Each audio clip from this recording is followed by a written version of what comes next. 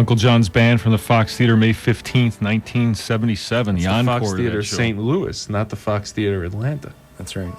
The entire Fox chain was equally impressive, though. Many great theaters and venues that the Grateful Dead have played over the years, and we're going to try and cover many of them tonight. But to get down to the reason to be of this evening, Blair Jackson's written a book, GARCIA, An American Life. It's now out on Viking. It's about 480 so odd pages. And that's the edited version. I had to cut out about 150 pages of it, which I put up on a website. Why did you have to cut them out? Viking didn't want to run a 650-page book on the Grateful Dead, on Jerry Garcia. They wanted to do a 500-page one, so at least they let me cut it personally. So just to set things up, if you want to try and make most efficient use of the air tonight, get yourself plenty of blank recording tape, get yourself a nice cool beverage. You can tune in to a live webcast on the Morning Dew site, which is www.lightsong.com/Morning Dew, and just follow the links to the live feed that's coming from WBAIfree.org. Right, tell all your friends across the country that they can tune in on the web and catch our show every Saturday night also. So spread the word. Actually, background is important as far as, his development as a human being, as far as, not having stable family lives, always being off on his own with his brother, and moving around a lot, quite. His brother is also a great source. His brother is a really nice guy. Still works at Grateful Dead merchandising to this day, and is uncannily like Jerry, both physically and in some of his mannerisms. I interviewed him only about maybe 5 or 6 months after Jerry died, and it was still kind of emotional for him and for me. And it was very interesting because he had some of the same almost tics that Jerry had, and the way he arched his eyebrow, it was eerie. How willing were some of the rest of the members of the organization or the band itself to get involved in this project? Well, some people didn't want to talk. Phil, who I've interviewed a couple of times, Bobby, who I've interviewed many times, Billy, who I've also interviewed on a couple of different occasions. It was either too soon or they were saving themselves for Dennis McNally's so-called official tome that's going to be coming out whenever, in a couple of years probably. For whatever reasons, they didn't want to talk for this project, but it's okay.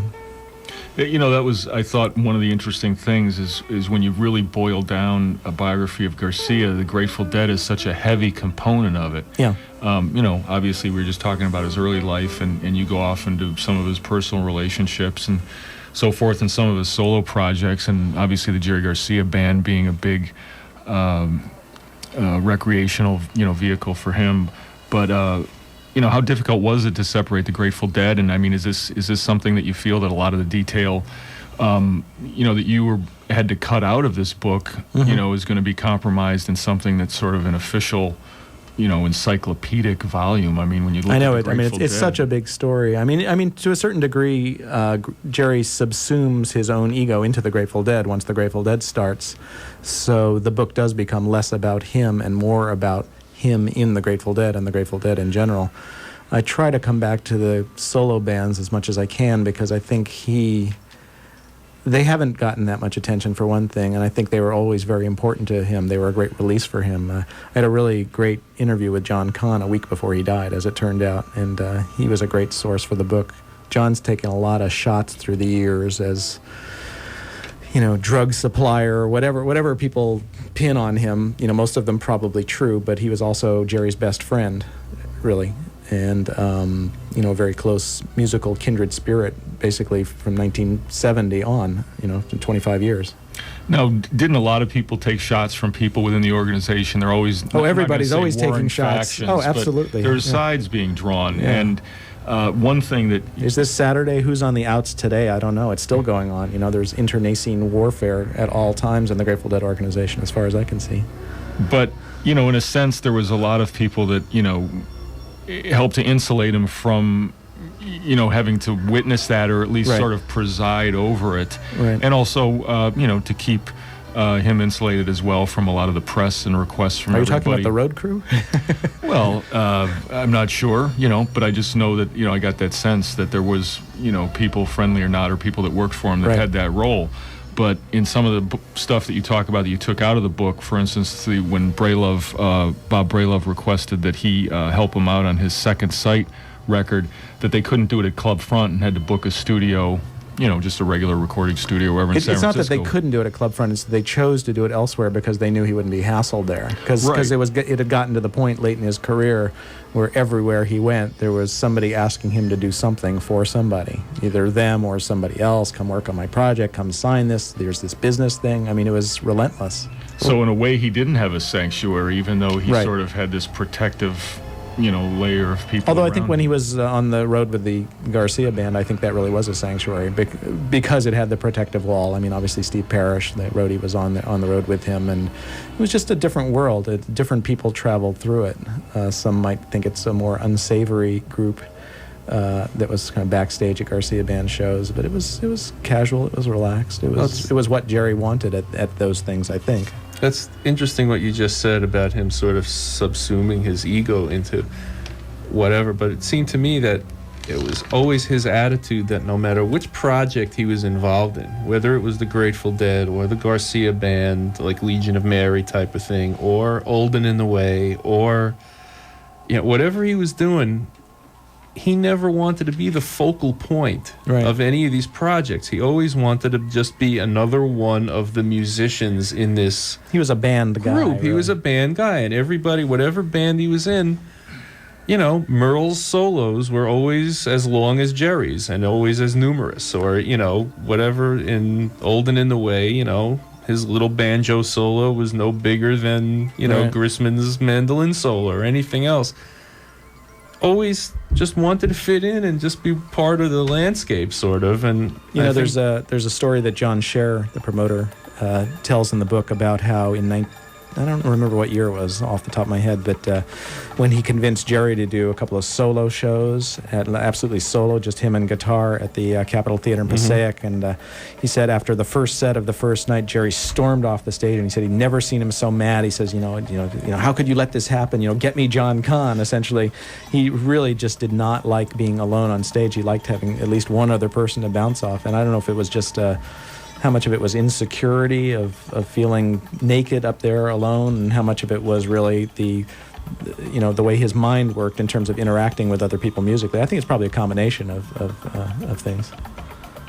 just not wanting to be the entire center of attention. Right. And certainly the Grateful Dead always had many other people who were quite able to take up And that willing, space. right. How difficult was it to him, for him to accept that, whether he liked it or not, that's just the way things were going to be? And I think he accepted it. I think he knew he was the guy, as I constantly say. He was the guy. And I think he knew it, and I think he did accept it. It wasn't necessarily... It was something he disavowed publicly. I'm not the guy. It's everybody. Wishful thinking. Yeah, wishful thinking. But somebody's got a headphone that's open over here somewhere. I don't know. Why don't you, point your microphones a little bit different. I think pointing them at each other is probably creating a little bit of interference. Dueling mics. What is I that? think it's the CD. Maybe the spirit of Jerry Garcia. He's saying, no. Wendy Weir was busy tonight, so he's coming here directly.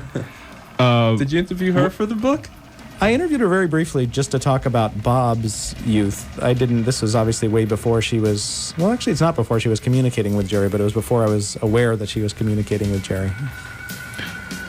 I guess just getting back to that whole, iconoclast or icon status of Jerry Garcia, if was there any point, that you said he accepted it, was it ever evident that he was, became sort of a marionette of the environment that he created in some way, that he was always, had to be on a schedule and had to be, had to do this, and at the end, maybe he was the one, surprisingly enough, that wanted a break, and he wasn't necessarily being able to, have that afforded to him? Well, that's what some people said, and yet he never chose to take that break. If Jerry had wanted a break, he would have taken the break.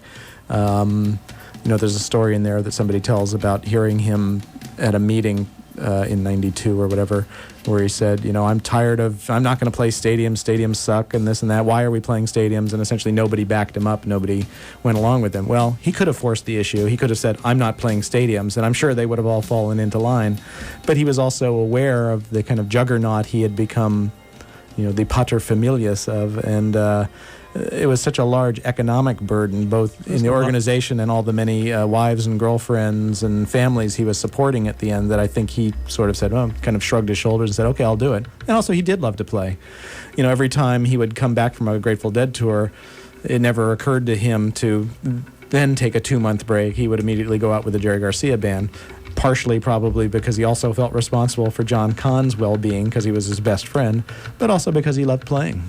And sometimes, maybe he was a guy who was not very aware of his physical needs or desires, and certainly his physical being, and pushed himself, and wouldn't say, well, I'm going to be tired in 2 months, so don't book that tour. He probably thought, yeah, sure, let's do it, let's go out. What are some of the problems maybe that you encountered along the way, stuff that you wanted to put into the book or interviews that you wanted to do that you just weren't able to? Well, Deborah Coons Garcia was not willing to do it.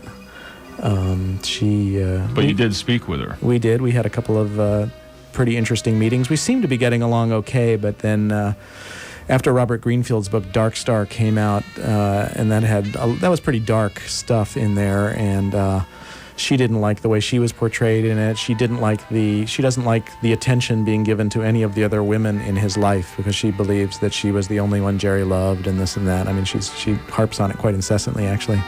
So ultimately, she decided not to do the interview, and we had a rather difficult falling out, actually. And that she actually blocked a couple of interviews I tried to do about her, or I was actually looking for people to say nice things about the wedding and this and that, things that involved her, but she got to them and asked them not to speak to me. All right, well, I guess we can get back to some of the music here for a break. Why don't you set up what we're going to hear next? And this is a version of Looks Like Rain from the Tivoli Gardens, I believe, in 1972 in Copenhagen. Is that where it is? Copenhagen. This is interesting because it's one of the only times Jerry played pedal steel on stage with the Grateful Dead in this era. And it also features Phil on backup vocals, which he did normally sing on this song. It's pretty tasty. all right, this is the Grateful Dead from Copenhagen, Denmark, in '72, was it? Yeah. Yeah, this is a show that a lot of our audience has been clamoring for as a Dick's Picks release. I've been clamoring for it as a Dick's Picks release. Whatever's going on in the rest of the world, if it's wars or kidnappings or crimes, this is a peaceful night with the Grateful Dead. Fell through the side of bed.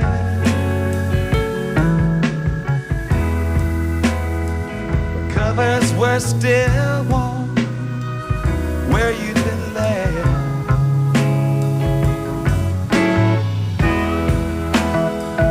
You were gone.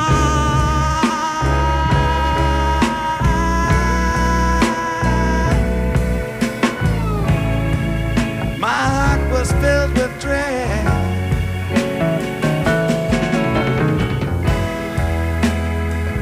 You might not be sleeping here again.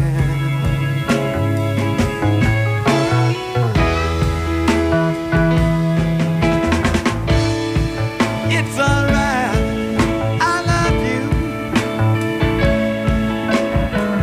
That's not gonna change.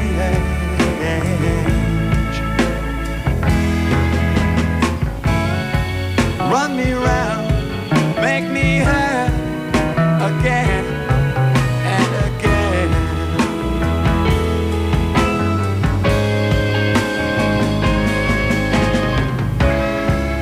But I still sing you love songs written in the letters of your name.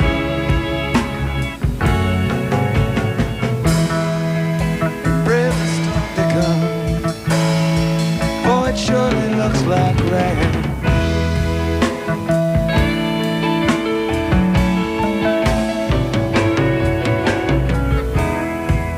Did you ever waken to the sound of street cats making love?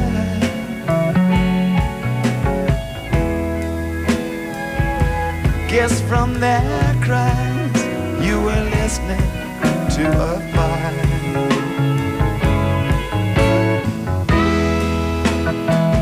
Well, you know,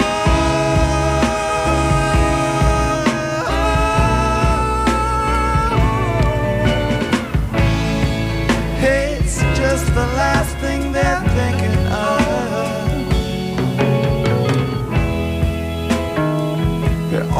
trying to make it through the night.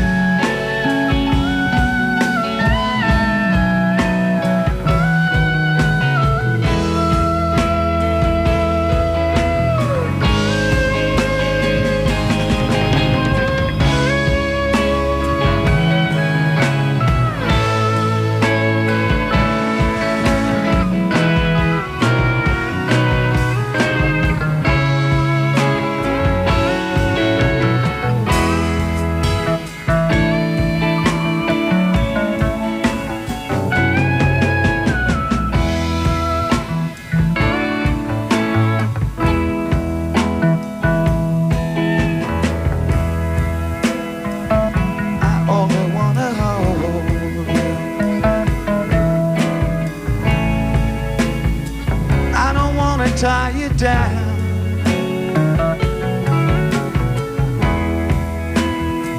or fence you in the lines I might have drawn.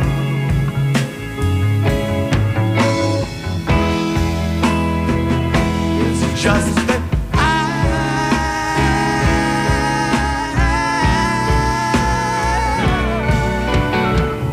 I've gotten used to having you around.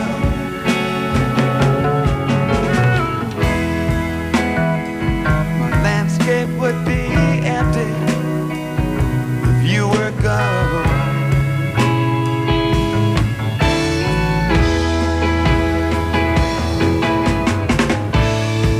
It's alright, I love you.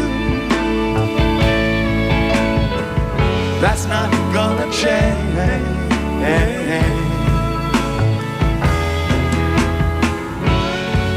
Run me round, make me hurt again and again.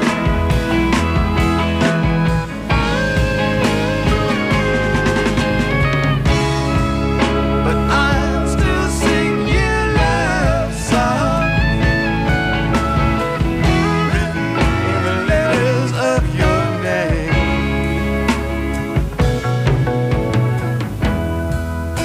Brave the storm to come. Oh, it surely looks like rain. Oh, surely looks like rain. Turn it gray, surely looks like rain. Turn it gray, looks like rain. Don't tell me it sure don't look like rain. Turn it gray, surely looks like rain.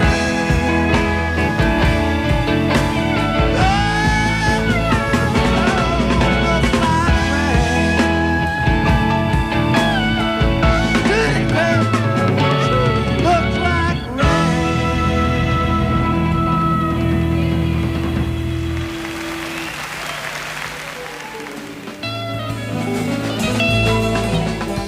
Copenhagen, ja.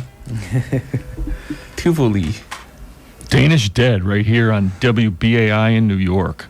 I'm Mandrake. I'm sitting here with Stu, and we've got GARCIA biographer Blair Jackson in the studio. He's also a fledgling record producer. Is this your first shot at helping produce a record for the Grateful Dead? Actually, it is, yeah. Let's sort of break down the sessions. Well, this was interesting. I don't know when we got the call exactly, but they had decided they wanted... Originally, their intention was to do a series of 3 8-CD boxes covering each decade of their career, 65, 75, 75, 85, 85, 95. For whatever reasons, that was too daunting to them. And eventually they decided that they wanted to try something a little more modest. And for reasons known only to them, they invited David Gans, Steve Silberman, and I to be the people to help choose this stuff, and working in conjunction with the late, great, always to be remembered Dick Latvala. We went through hundreds and hundreds and hundreds of hours of stuff listening for the choice nuggets. It's tough because, you obviously can't make an actually comprehensive set of the Grateful Dead in 5 CDs. After all, there's now been a 4 CD Dick's Picks just from one show, which is just one show. And so there's, you can't really strive to cover all the bases, but we just tried to pick some hot stuff that was representative of different parts of their career. And by choosing that sort of approach, you necessarily eliminate hundreds, if not thousands, of different things. If if it was left up all of us, we might have come up with everything from 72 to 74 or something like that, but we chose not to do that. So the Scarlet Fire for instance, is not from 77 or 78, which is a lot of people's favorite Scarlet Fire because we already had other things from that era. So we went with a later one that showed Jerry's MIDI guitar playing really well from 91. Well, including flute and stuff like that. Yeah, right? I mean, it's a very cool Scarlet Fire from, I believe, Landover, Maryland, 91, which was actually part of a show that they were considering releasing as a vault series because it existed on multitrack. So I believe John Cutler went in and mixed that down from multitracks, which is cool. And he did that on several things. Now, in the past, we've spoken with Dick. He's been up here. He would have been included or was at some point in this process. And right. He was always one to point out to say, well, we didn't put this one out because it's already out there and everybody has it. Right. And, how do you answer the critics that, would say, well, there's some things on here that, have been out not Sure. only recently but for many years. And how did they fit in to what it is that, was the Well, point there's a of trying to put very this together? small number of people who have very, very large collections. And I know this because I'm a guy who has what I would call a mid-sized collection. I mean, everybody probably assumes I have like thousands and thousands of hours, but I don't, in fact, have thousands and thousands of hours. So, for instance, if somebody says, well, why is the Watkins Glen sound check on there? Everybody has it. I didn't have it. I know lots of people who don't have it.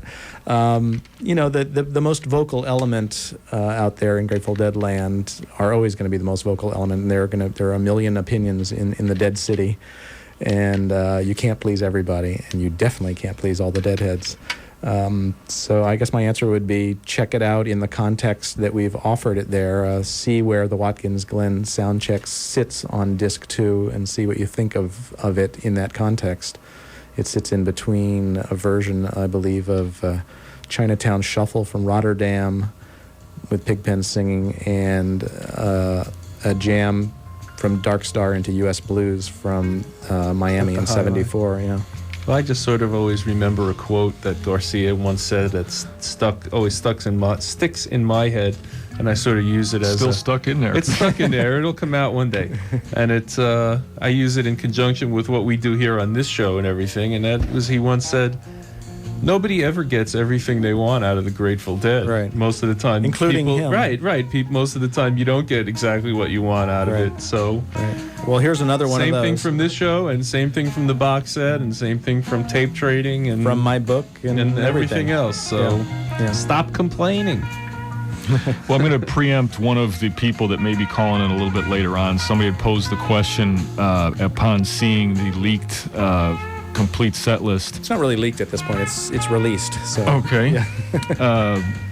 And they were confused. They said, "What's whiskey in a jar?" And I responded that it was, the time that his record Shady Grove with David Grisman was recorded. Right. That was one of the songs on there. It was done by the Clancy brothers, among other an old people. Traditional bluegrass. Right. It's very cool on the box set. It's something that one of the funnest parts of working on the box set is that we listened to dozens and dozens of hours of rehearsal tapes that were made available to us, and they were things like from the first minute Jerry starts teaching the band Liberty, for instance, through what this might sound like torture to some people, like 8 different versions of it, but it's them stopping after a version, Bob suggesting a harmony, and then they introduce that into the track, and it's really the development of each of the new songs, and it was really, really fun.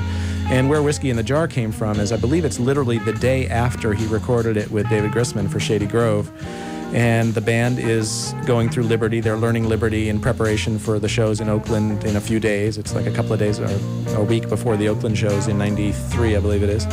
And they've just done a version of Liberty, and all of a sudden Jerry starts playing this song, Whiskey in the Jar, and he does a verse, and the band immediately falls in behind him, and he goes through as many verses as he can remember, and sometimes even not knowing the verse and kind of go da da da da da.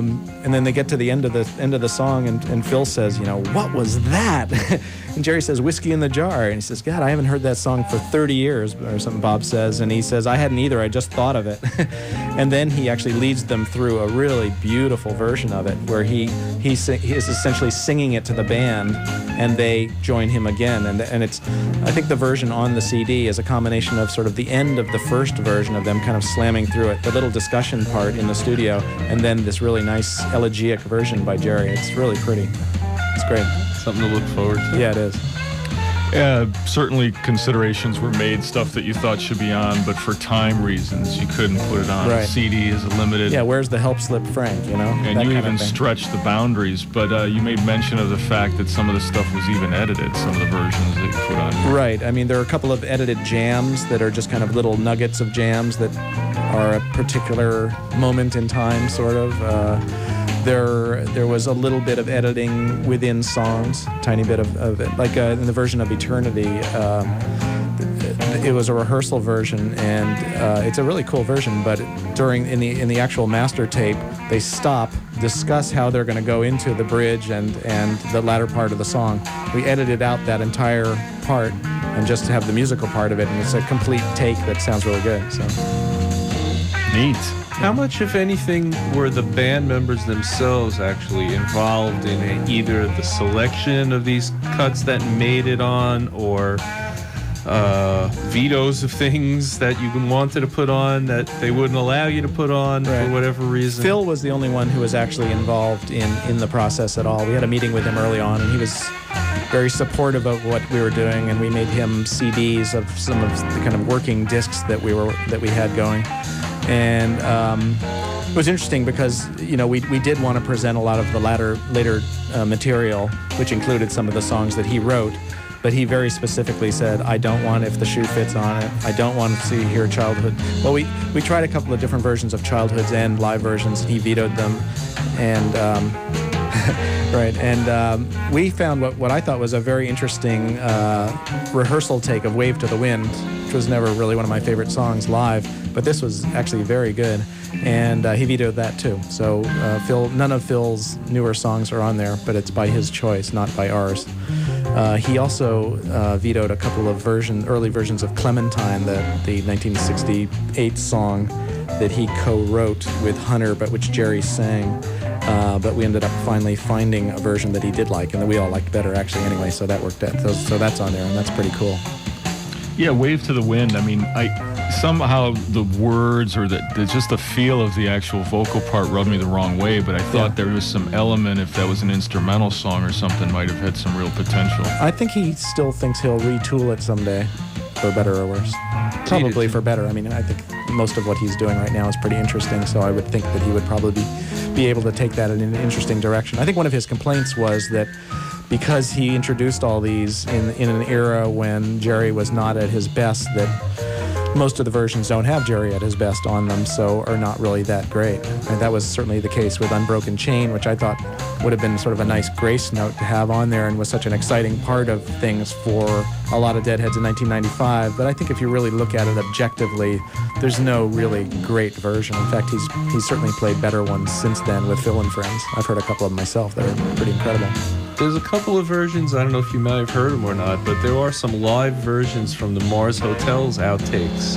Of Unbroken Chain? Of Unbroken Chain from 74 that we actually played here on the show. Of him like on acoustic guitar, right? No. Full band live studio versions of the song with completely different, jam segments in the middle and Phil singing them differently. The only quote, they're live in the studio. Live in the is what studio. I'm trying to say. But Well, Mars they're- Hotel was done mostly that way, Yeah. I think. So, So those that's are, cool. I always thought those were the best versions of the song. I was hoping there would be more outtakes from all the different album sessions. Like we tried very, very hard to find a usable version of Equinox, which was recorded for Terrapin. It was I believe that's also a Hunter Lesh tune that was sung by Jerry. And we had a couple of versions that were pretty shaky. They showed that it was a cool tune, but they weren't quite there, good enough to be on the box set. So I tracked down Keith Olson, who apparently has the master tapes, still down in Los Angeles, and we went back and forth for days and weeks, and just never quite got it together. So that didn't happen either.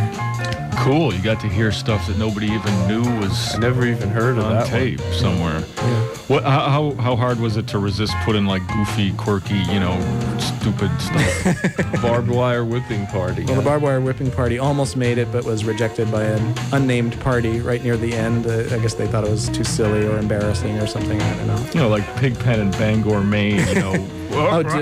Bleeding ears. Turn up the monitors or whatever. At our first meeting for the box set, Dick was there, and he wanted to put on, huge chunks of the acid tests of people going insane, which would have been fine, but it just didn't work out. Dick was very helpful. He would never actually take a stand on what he wanted. He would never have an opinion of what should actually be on there, but he would do things like he would present us with a DAT of 10 of his favorite versions of Scarlet Fire, 10 of his favorite Uncle John's Band, 10 of his favorite Estimated Profits, and a lot of the things that are on the box set are things derived from those DAT tapes that he made.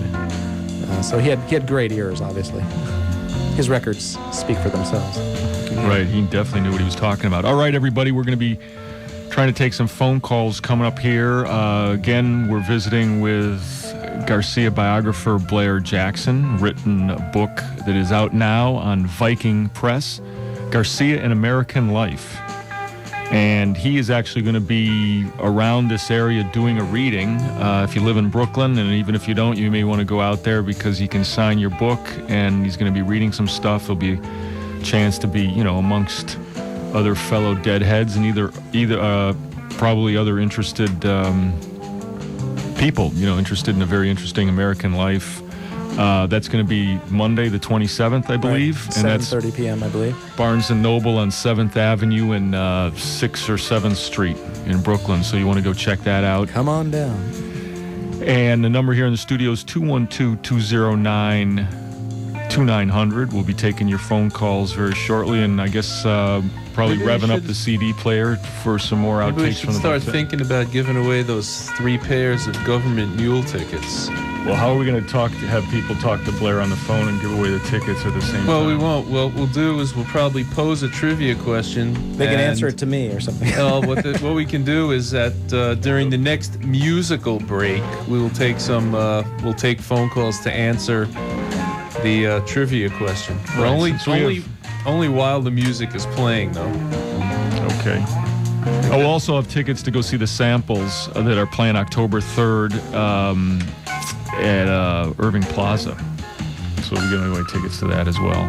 Okay, let's think of a good trivia question. You come across so much stuff in your research for the book. I have a question that I've always wanted to use in a trivia contest, but it's so hard that I guarantee no one will come up with the answer. He's guaranteeing so- that nobody comes up with the answer. Throw it out there. On which Grateful Dead album do the words "Where's your stereo, Jer" appear, etched in vinyl? There you go. On which Grateful Dead album Oh, I think I know this do one. the It's just a words guess. "Where's your stereo, Jer"? There was sort of a craze in mastering studios in the mid to late 70s where mastering engineers would etch little messages in there. Like if you look at Eagles albums from the late 70s, there are all sorts of cute little phrases and stuff. And they would actually etch it into the band after the last track. And on a certain album. If I guess, do I get all of your outtake CDs? Absolutely. Okay, well, there's a trivia question for you. Our phone number here is 212-209-2900, and you You're can on the talk air. to Blair. Hello. You're on. Hey, this is Rich calling from Queens. Hey, Rich. how much consideration did you give to the Scarlet Fire from Madison Square Garden in '93, I believe? 94. 94. A lot. Blair flew out, I think, especially just for that show. Or one of No, those actually, I shows missed that show. I was there for a couple of the shows of that run and missed the Scarlet Fire. Damn.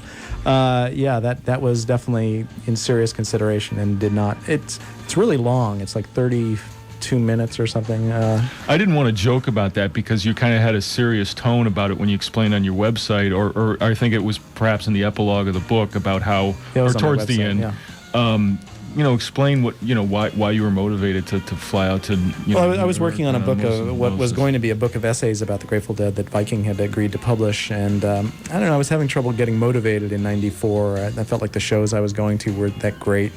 And so I flew back for a couple of the garden shows because I'd heard great reports from the tour after hearing really miserable reports from the whole summer '94 tours.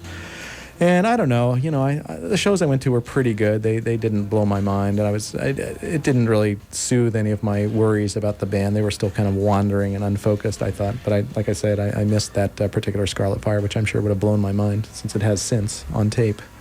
Okay, next caller. All right, yeah. Thanks for calling, Rich. Hey. I'll put everybody on the phone. Everybody at the same time. We'll keep Stu away from the phone for tonight. Sorry about that. You'll have to call back. BAI. Hey, Blair. Yeah, hey. Hi. I was wondering, do you have any sense of what Jerry thought some of his best playing was throughout his career? He was one of those guys who, anytime anybody would ask him whether he liked this show or that show or what was his favorite show, he never answered those questions. I don't know. Oops. Hello. I don't know what that is. I guess that person just wanted to ask the question and go on. Yeah, he was not that conscious of that sort of stuff, or not, or wouldn't say so anyway. So I never heard him articulate what shows he liked or what. He would sometimes talk about places he liked. I know he liked Madison Square Garden.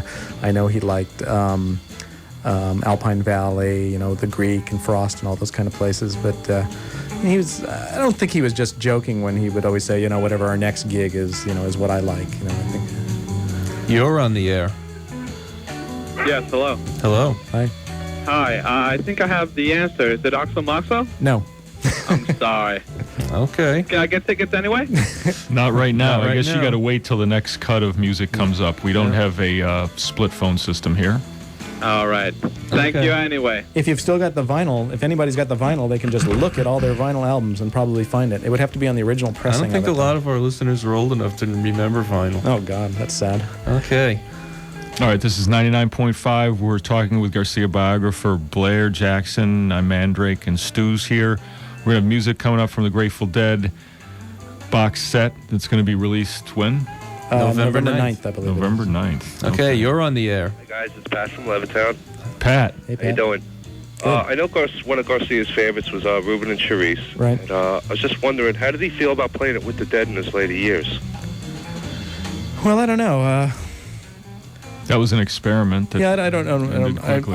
I am possibly falsely trumpeting my own horn here, but I believe that he got the idea to do this for the Dead from an interview that I did with him. I interviewed him and Hunter in whatever year that was, 92, I believe it was. And I had suggested, well, why have you never done something like Reuben and Charisse, which sounds sort of a piece of Terrapin in that era. Why haven't you ever done that with the Dead? And it was like, hey, well, that's not a bad idea. And he did it on the next tour, actually. And I don't know whether it had any impact on it or not. I guess it wasn't working for him, though, since he only did it like 3 times, right? Right, yeah, I guess so. I thought it was pretty interesting, though. I don't know. They enjoyed never seemed to quite get the ending right. The keyboard thing was too heavy at the end with the way the Dead did. I would like the way the Garcia band did it, though. Yeah. All right, thank you. See ya. Thank you. Bye. Now that was a record you go over that they really spent a lot of time on and really tried to Cats Under craft the Stars, very yeah. well in the studio and Yeah. spent countless Days hours. and weeks more and- work than almost any other recorded project Right. they worked on. Right. Okay, you're on the air with Blair. How you doing? This is Hi. Joe from Manhasset. Hey, Joe. I think the answer is Anthem of the Sun. No. It's not. Nope. Okay, No, actually, people are guessing before 1970. If you'd listened to Blair set up the question, you wouldn't have made those guesses. No, don't attack the listeners. Why Well, not? They people have to attack learn us. to listen a little bit. If you say mid to late 70s, then you're not going to guess Oxa Moxa and, Right, and okay. all the other stuff. Anthem of the Sun. Thank you for your answer Well, anyway. your show's fantastic tonight. Thank you. Great. Thanks. Thanks. Morning Dew, you're on the air. Yeah, Blair, I wanted to ask you what the most interesting thing is you learned about Jerry in doing research for the book that you hadn't known before.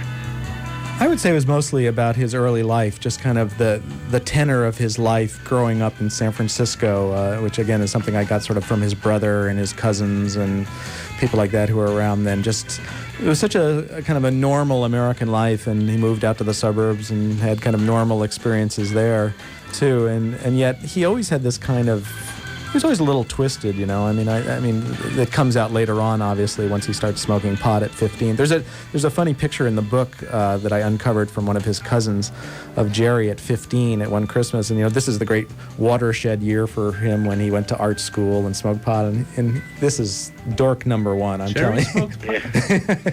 It was pretty funny, but yeah, I would say that mostly the early stuff. The later stuff didn't. I wouldn't say there was anything that really surprised me. Other than the fact that, like I said earlier, almost nobody had anything negative to say about him. You know, everybody sort of cut him a lot of slack and seemed to like him a lot. Yeah. And I wanted to guess on the trivia question. Is it Shakedown Street? No. Okay. All right. Process of All right, elimination, though. Thanks a lot. Thank you. Take it easy. Thank you. One more wrong answer, I'm going to make my guess. You're on the air. Hey, how you doing, guys? Hi. Blair, I wanted to ask you, is there anything, did you come across anything still existing from the 46th Street Theater in good old Brooklyn? The Rock Palace. Actually, it used to be called Banana Fish Garden. According to the late Mr. Latvala, nothing at all in the vault exists from that run of shows. The only thing we've ever been able to come across here has been a really poor, unlistenable, close to unlistenable audience recording of the show the night that Yorma and Jack and Papa John Crete showed up, and there's a bunch of... That's the one that I was thinking of. Well, that exists. I mean, it's an audience recording. It sounds like it was recorded from, you know, the subway downstairs underneath the theater or something. But that's it. There's absolutely nothing in the vault, not only from that show, but from the entire late, you know, second half of 1970 at all. There are huge gaps in the vault, unfortunately, and there seems to be speculation about. Thanks a lot. Sure. Thanks. Yeah, I don't know why there's so many things that are not in the vault. Different people have different theories about who has this. Oh yeah, I'm sure that so and so has it, and it doesn't turn up. But yeah, it's pretty disappointing that there are gaps like that. Hello, BAI, you're on the air. Yeah, just had a question. Was it still your face? No. Okay. The other thing, did you ever get a sense of what we always know with certain venues, the Dead like, did they ever give you a sense of when they really, really preferred, or not preferred, but just loved playing at? Like I said, I know they loved the Garden. They came to love the Spectrum. You know, there were certain rooms they sort of...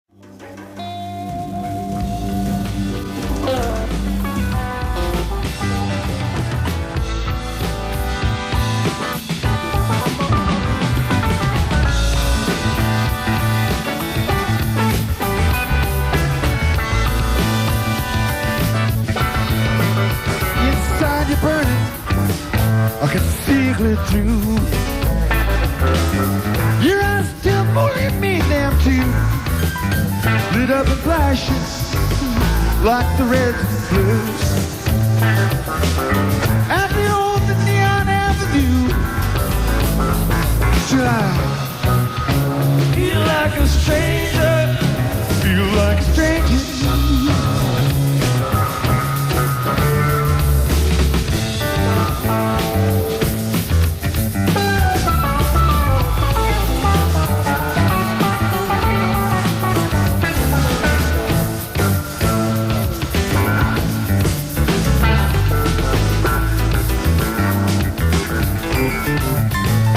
Music thundering, we're reckless in the heart. You keep firing glances across the room, and I can't stop wondering just what you got. Keep feeling I'm gonna find out real soon. Till I feel like a stranger, feel like a stranger.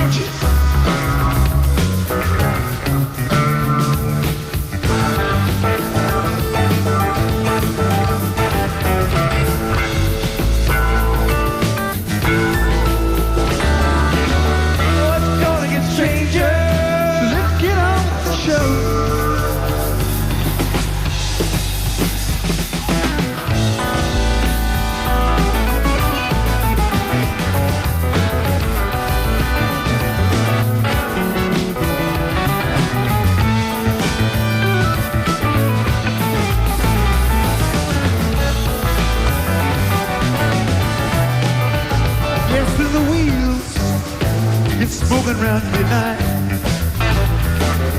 You shoot me a look, says let's go. Isn't it feel but like running a red light? No point looking behind us, no. Still I feel like a stranger. Feel like a stranger.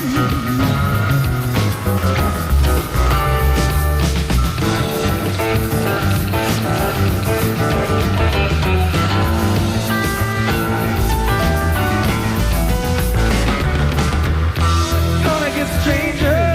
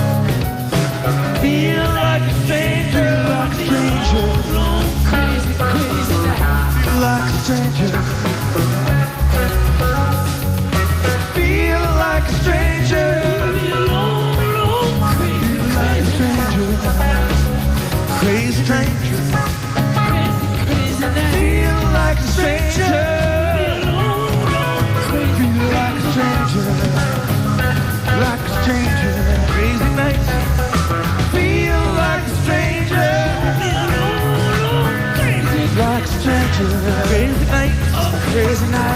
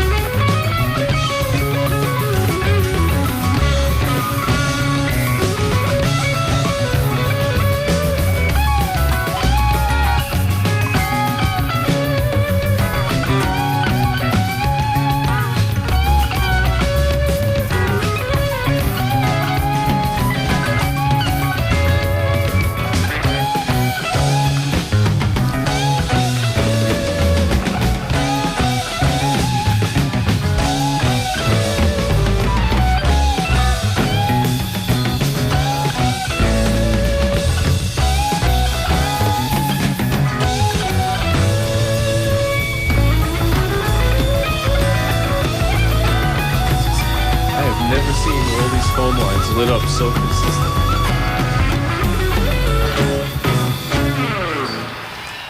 Dun, dun, dun, dun, dun, dun. Yeah, right. I know that's what I always think of. Okay, we had a whole bunch of winners in our little trivia contest. I knew there were some wieners out there, and we got them. Yes, you may already be a wiener. We do have left one pair of tickets for the Samples, Colorado. They're a Colorado rock and roll band. Yeah, they play some reggae-ish stuff. They're pretty playing cool. at Irving Plaza on October 3rd, so we'll be giving that pair away during our next musical break. You hear that, everybody? Don't call in now for those tickets. During our next musical break, we'll be giving those tickets away. That's right. So we still have a mystery about whatever record it was that had the mysterious message etched into its hub. Although a few intrepid callers have, in fact, divined the correct response. When we were doing our, we did a big marathon broadcast here a couple of months ago, and people were calling in with trivia questions, playing. We had a whole panel going on in here. People were playing Stump the Hosts and whatever, and people were calling in with all kinds of questions. Right. And we'll throw one at you. Oh, no. And we'll see. Let's see if we can remember one of these. Here's the one I liked. Somebody called in. There are 2 Grateful Dead songs written by Robert Hunter that have the same song title. Oh, and by the way, Robert Hunter and the other artist, Neil Young, right? Right, well, there are 2 Robert Hunter songs that were written that have the same song title as 2 Neil Young songs. Word for word. Okay. Comes a Time is obviously one of them. There you go. You're halfway there. Can I call a friend? Can I get a lifeline, like on whatever that is, the $1 Million Pyramid or whatever? Let's see. Right, confer with your You can call buddies. Neil Young if you know his number. Well, Blair, let's see. While Blair's thinking of the answer and scratching his skull, this is WBAI New York, playing the music of the Grateful Dead and related configurations. Tonight we're with GARCIA biographer Blair Jackson. I'm Mandrake, and Stu's here in the studio. We're going to be taking your phone calls shortly. Where was that Feels Like a Stranger from that we just heard there? That was from the Henry J. Kaiser Auditorium in lovely Oakland, California, my hometown. From... And I'm the one with the box. I'm He's just one of the- standing around, but it's not the right box. It's 3185, is that right? 87. 3187.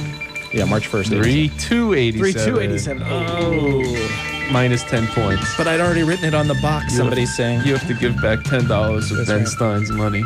I'm not sure I can come up with that other Neil Young tune unless I have an unlimited amount of time here. Well, Give me we'll some give time. you a few minutes to think about it while we go back to the phones. 212-209-2900 on the web at www.lightsong.com/morningdew. You're on the air. And you are on the air. Hello? Hello. Hello. Yeah, this is Kevin from Staten Island. All right. You were talking about Banana Fish Garden. I have that tape. Let me lower the radio. You've got the tape of Banana Fish Garden? Yeah, 1974, which was called the Rock Palace. I was born on 47th and 9th and 10th. And the 46th Street Theater, I think that's what it was called, was on the Utrecht and 46th Street. But it is very, very, very hard to hear. How do I say it? So you have the audience tape too, right? Yeah. Do you remember the concert? Yeah. Can you give us any kind of, recollection about I remember... some crazy thing? Yeah, the second floor, they had speakers, I guess, about 6 feet high around the whole perimeter. I was young back then, and I was, I guess I was like Ken Kesey at that night, and so no, I don't remember the whole show, but I also have Brooklyn College from 75, and the other one, the Academy of Music from 1974, and that's all hot tuna. But I never seen the Dead there.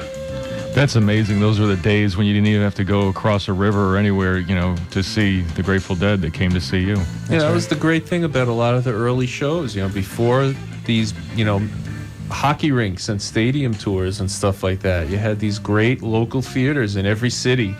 Yeah, I mean, my first show was at the Capitol Theater in Port Chester, New York in March of 1970, and the place was half full, literally, that night for my first show. Yeah, I mean, just around the New York area, the Capitol Port Chester, the Come Capitol down to the Fillmore, Passaic, take the train down to the Fillmore, and sleep in Grand Central Station Stanley afterwards. Theater in Jersey City, just so many, the Academy of Music on 14th Street, so many roads, little venues, and in every city.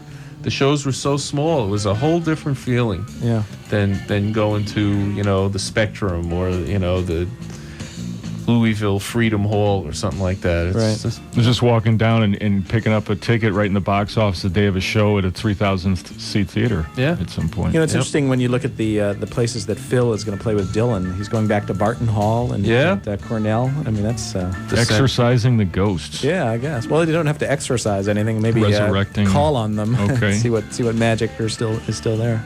All right. Thanks, Kevin, for calling. Hey, you're on the air. No, you're not. But you're on the air. Hello? Hello.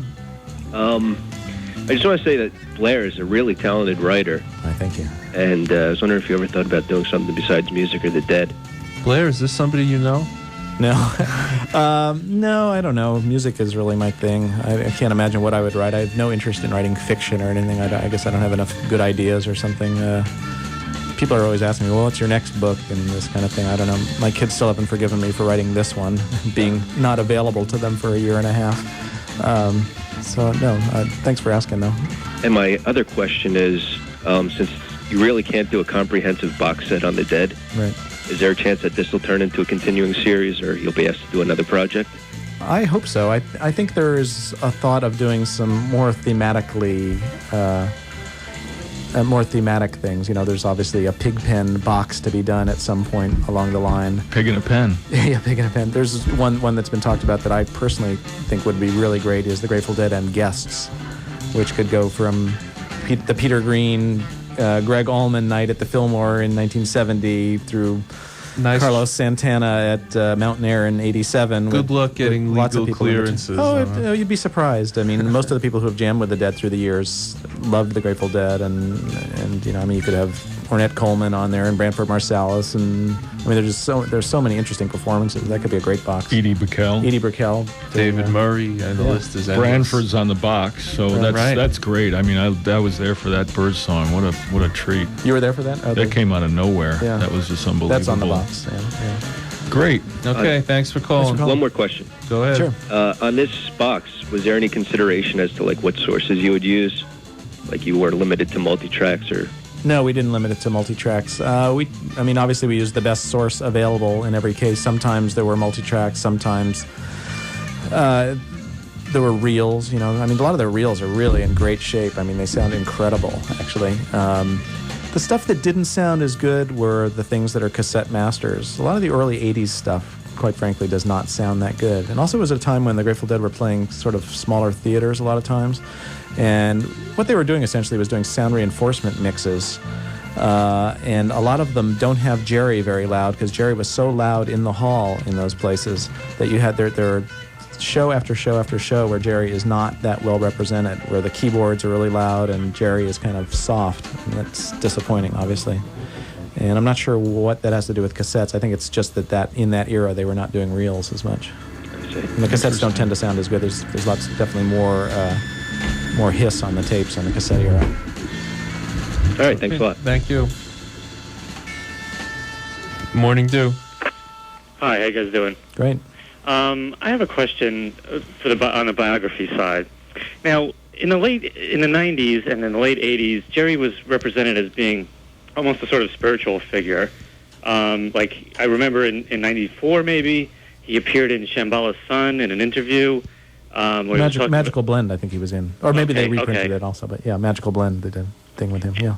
And when he died, I sort of felt like maybe I'm the only one, or maybe I'm not. But sort of felt kind of like, how could you be a spiritual figure if you were so completely messed up on all sorts of drugs and stuff for years and years? And I sort of felt like I had been fooled, almost in a way. And well, I don't think Jerry ever wanted to be a spiritual figure. He was just a guy, you know. People turned him into a spiritual figure from their own not him being a perspective. spiritual figure, but somebody who represented his spirituality. I mean, if he's appearing in Magical Blend, then obviously somebody thinks he has something to say. Well, he did have something to say. If you read the interview, he had lots to say, actually, Yeah. in that interview. I don't think one necessarily presumes that the other... I mean, what am I saying? I don't think that one precludes the other. I don't think taking drugs precludes being a spiritual person. I think that one could generalize and say that certain drugs, like cocaine and heroin, are not spiritually enhancing for the most part, but I don't think it necessarily eliminates the spiritual component of somebody's personality. And somebody like Jerry, who was so well-read and so interested in different spiritual disciplines, I think, although I don't think he really followed any per se. I don't think you could say, well, he was a Buddhist or was this or that, although I think he certainly had Buddhist leanings. I don't know. I just don't think taking drugs means that you don't have that component to your personality. Well, certainly in the '95 tour, I mean, all that stuff that was happening on the tour was I feel directly a karmic result of what was happening in the band and with him in particular. I think that's... I mean, the fish... your interpretation. I think that's really stretching it. I think it was a lot of bad luck and some bad vibes that were that were pretty much out of his control. I mean, I don't think you can blame Jerry when for, lightning hits us, when lightning hits people, or right. or that deck collapses in Missouri and people get hurt. I mean, it's just, that's bad luck. It's I don't know. All right, thanks for your insight. Thanks. Thank you. Morning Dew. Hello. Hello. You're on. Yeah, is it American Beauty? No. Nope, sorry. No, sorry.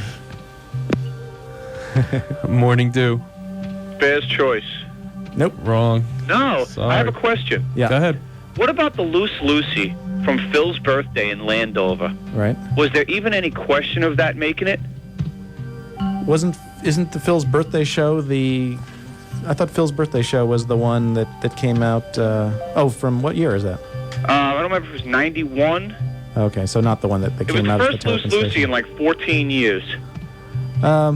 It was incredibly hot. Well, I guess it wasn't given much consideration. I guess it wasn't. Not at all. To be honest, no. I don't know. It just didn't. I can't say that Loose Lucy ever came up in any discussion anywhere. And not That's not too that big. not that any of us have anything against it. I don't know. It just wasn't one of the songs that we were sort of pursuing. Yeah, I dig it. It's not like that special. Yeah. But I'll tell you, it was a real nice night, and there were people who didn't know the song around me. I was in like the 11th row. They had no clue what it was. Yeah. And half the arena, I mean, they just went bananas. You couldn't hear for a little while, and I'm like down in the 11th row. That was a real nice night, though. I thought that would have been a consideration. I thought that was a song that really was better its second go around. I like those later versions. I have to agree with that. Yeah. When you listen to some of the earlier tapes, it's a little cracked up, a little shitty, And I know Day Job definitely didn't even get a consideration. You'd be surprised. Come on, really? Well, no. I mean, there was a minute of discussion. Let's put it that way. Yeah, right. I could see it as sort of a novelty. Right. Okay, well, thanks for your call. Yeah, we definitely appreciate your input. Please try and carefully choose your adjectives when describing various situations. This is a live radio program. As far as Loose Lucy, I'm partial to Louisville 61874 myself. That's a philophile version. WBAI New York. You're speaking with Garcia biographer Blair Jackson. You're on the air. Yeah, hi, this is Kevin again. I wanted to answer the question, if I may. Go for it, man. Europe 72. No. Sorry. You lose. You're on the air. Yeah, Skull and Roses and Broken Arrow.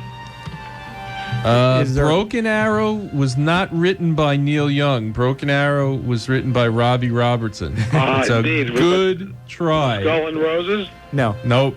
Actually, Neil Young did write a song called Broken Arrow. Yes, he did. That's right. It's on Buffalo Springfield. Yes, it is. Yeah, but that's not the answer. I understand. Yeah. But that was pretty esoteric for you. That's good. That's good. Later. Okay, thanks. BAI. Hello. Yep. Yeah. I think I have it. Terrapin Station. No. Well, I got it in my hands and I'm looking at it. You're looking at it? Yeah. What are you saying? It says. Just a minute. I gotta get this again. Did I have the wrong answer? It's not. Where possible. is your Chinese food. My question is, where do you keep your stereo jar? And on the other side it says, if it rolls, Oh my God. rolls, sink it. Does that mean I had the wrong answer? Yeah, because somebody else called up with Terrapin. Yeah, and I said but I no. persevered because Wow. I knew Mars Hotel. Now was we gave blue. tickets to people who gave the wrong answer. Check it out. What a scandal. Well, maybe it could be on sort of randomly put on various records. I haven't looked at this over record time. in years and years and years, and that's not the one I thought it was. But if you're standing there looking at it, I am...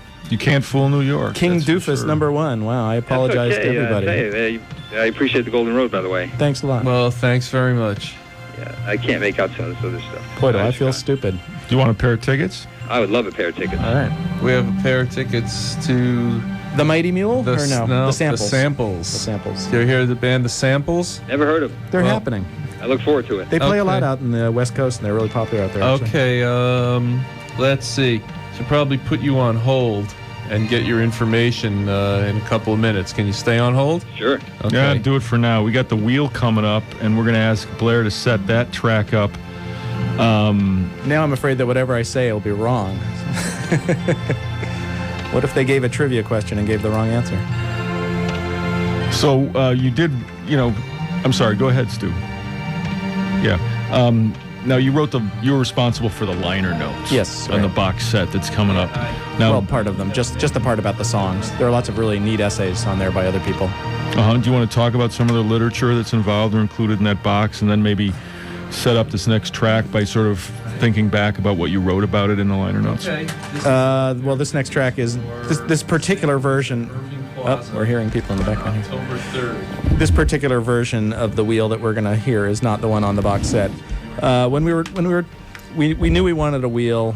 The question was what era. I mean, that was the question on just about everything. I was kind of partial to early '80s ones. We ended up though with a very cool version from 1976 that has an incredible jam afterwards. Some of the vocals are a little shakier on the 76, 77 wheels with Donna on them, but this one has pretty good, the one that's on the box set has pretty good vocals most of the way through. This one that we're going to play from the Sanger Arts Center, I believe it is, in New Orleans in 1982, 82, was a serious contender. It's just kind of a nice Brent-era version of that. All right, so you want to check that out, and that's approximately 7 minutes long. We're going to be heading into the home stretch of this particular program. Let me just say one thing about this wheel. One of the things that somewhat determined whether something would be included or not was if there was, an easy segue in or out of it. And this is a case where it was a cassette master and it was cut at the beginning of the jam. So that sort of eliminated it from contention because we obviously missed a minute or so before this that was kind of nice pre-wheel jam. And just for all you folks here, just so you know, all our pairs of tickets are given away. We don't have any more tickets to give away tonight. So feel free to keep calling in to speak to Blair and speak to us. But don't call in with any more answers. And if you guessed Terrapin earlier and we didn't give you tickets, you have my humble apologies, and I'll name my next child after you or something.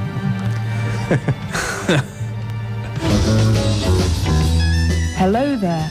You're listening to Morning Dew on WBAI 99.5 FM. Grateful Dead Radio in New York City and the surrounding universe.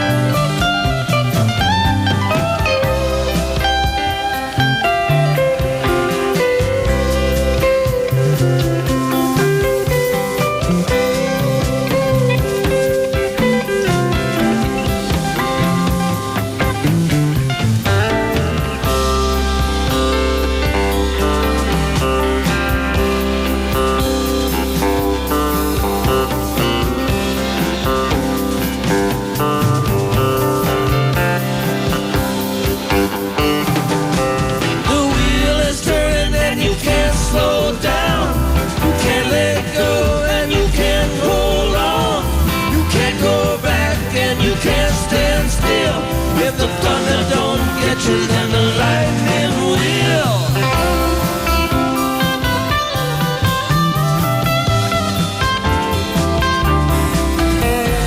Won't you try just a little bit harder? Couldn't you try just a little bit more?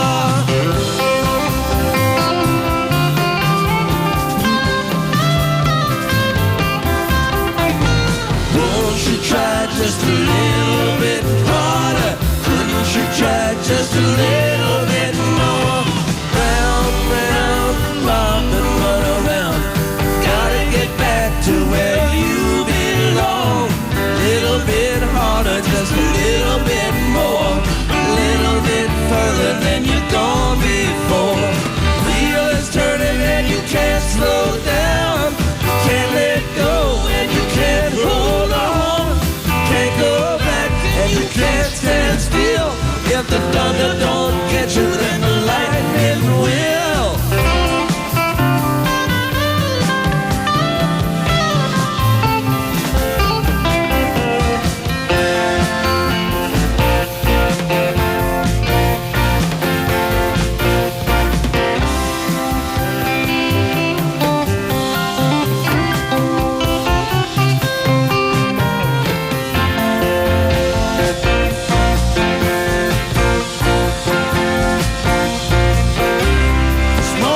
Turn by the fire and run.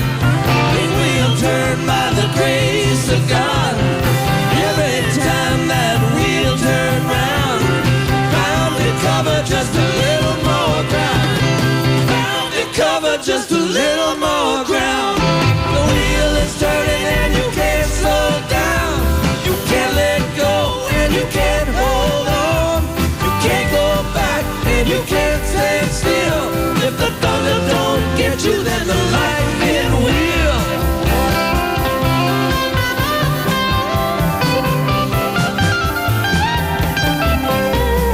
Couldn't you try just a little bit harder? Couldn't you try just a little bit more?